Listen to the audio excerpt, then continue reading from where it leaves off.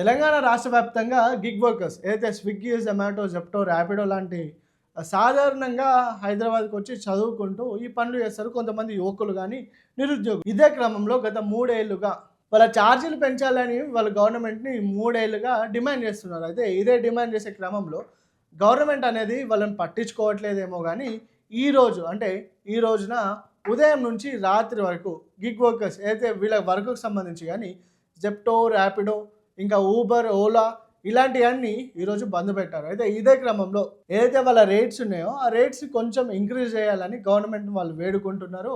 అయితే అదే రీతిగా వాళ్ళు ఈరోజు బంద్‌కు పిలుపునిచ్చారు. ఇదే క్రమంలో టీఆర్ఎస్ పార్టీ అధినేత కల్వకుంట్ల కవిత గారు మాట్లాడుతూ గిగ్ వర్కర్స్‌ని ఆదుకోవాలి, పేదల్ని ఆదుకోవాలి, ఇలాంటి వారికి సహాయం చేయాలి అని తను గట్టిగానే తన వాయిస్‌ని రేజ్ చేస్తున్నారు. అయితే ఇదే క్రమంలో అయితే గిగ్ వర్కర్‌కి సంబంధించి ఈ మధ్యనే కొన్ని దాడులు జరిగాయి.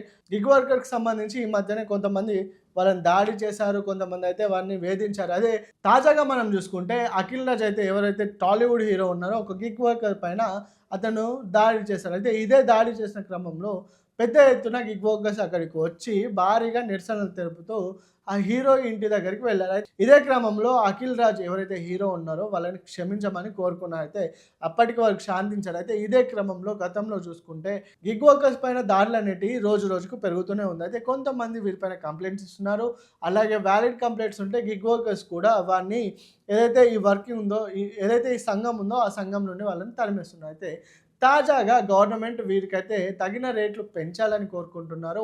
ఇదే క్రమంలో టీఆర్ఎస్ పార్టీ అధినేత కల్వకుంట్ల కవిత గారు మాట్లాడుతూ వాళ్ళని ఆదుకోవాలి, వాళ్ళ పక్షం నుండాలి, గవర్నమెంట్ అంటే వాళ్ళ పక్షంగా ఆదుకోవాలి అని ముందుగానే తను ఈ విధంగా గిగ్ వర్కర్స్‌కి సపోర్ట్ చేస్తూ మాట్లాడుతున్నారు. అయితే ఇదే క్రమంలో నిరుద్యోగులు ఉన్నారు, చదువుకునే యువత ఉంది.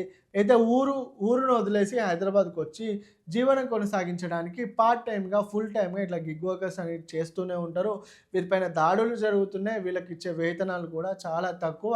ఎలాగైనా ఈ గిగ్ వర్కర్స్‌ని ఆదుకోవాలని కవితక్క గారు డిమాండ్ చేస్తున్నారు. చూడాలి ఈ గిగ్ వర్కర్స్‌కి ఏదైతే సంబంధిత రేట్లు పెంచాలని గవర్నమెంట్ డిమాండ్ చేస్తున్నారు. ఇదే క్రమంలో గవర్నమెంట్ కూడా వాళ్ళకి తగిన సహాయం చేయాలి. అవసరమైన హక్కులను వారికి కల్పించాలి. ఏదైతే ఈ రైడర్స్ చేస్తున్న రైడ్‌లో గానీ ప్రమాదాలు ఎదురైతే వీరికంటూ ఒక బీమాని కొత్తగా తీసుకురావాలని కొంతమంది నిపుణులు కూడా డిమాండ్ చేస్తున్నారు. చూడాలి గవర్నమెంట్ దీనిపైన ఏ విధమైన నిర్ణయం తీసుకుంటుందో. జై తెలంగాణ. నేను తెలంగాణ ప్రభుత్వాన్ని హెచ్చరిక చేస్తూ ఉన్నాను. మీరు పేదల పక్షాన నిలబడండి. గిగ్ వర్కర్స్ పక్కన, ఆటో డ్రైవర్స్ పక్కన, క్యాబ్ డ్రైవర్స్ పక్కన నిలబడండి.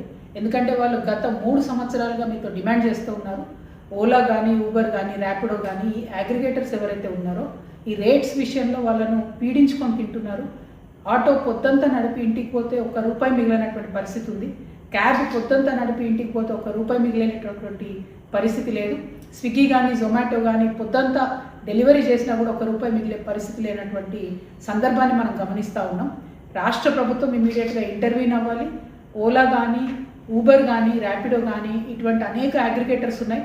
వాళ్ళతో మాట్లాడి ఈ ఆటో డ్రైవర్స్కి, క్యాబ్ డ్రైవర్స్కి, బైక్స్ మీద ర్యాపిడో చేసుకునేటటువంటి వారికి, స్విగ్గీ, జొమాటో లాంటి పెద్ద కంపెనీలో చేసే డెలివరీస్కి అన్నిటికీ కూడా మీరు మంచి రేట్ని నిర్ణయించాలి.